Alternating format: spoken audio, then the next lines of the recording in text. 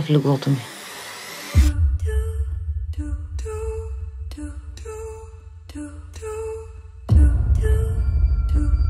Гората пълна с хора.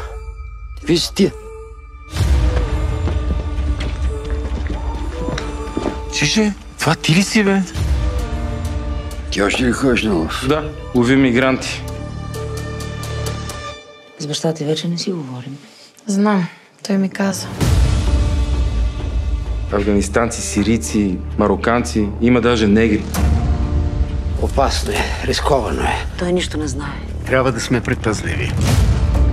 Ти познаваш гората най-добре. Ще вземем да работиш с нас. Има си начин да ти плащаме. Той човек от една единствена следа може да определи ръста, теглото до грам. Аз съм на лов. Тази нощ няма да се прибера.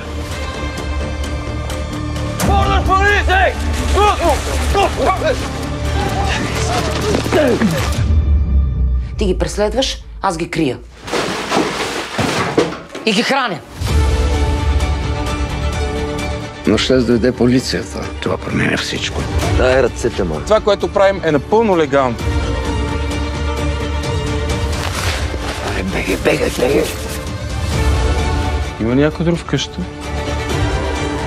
Кой ще ги правите тия хора? За последен път те питам, къде е момчето? Аз предлагам да ги настигнем и да им разкатам фамилията.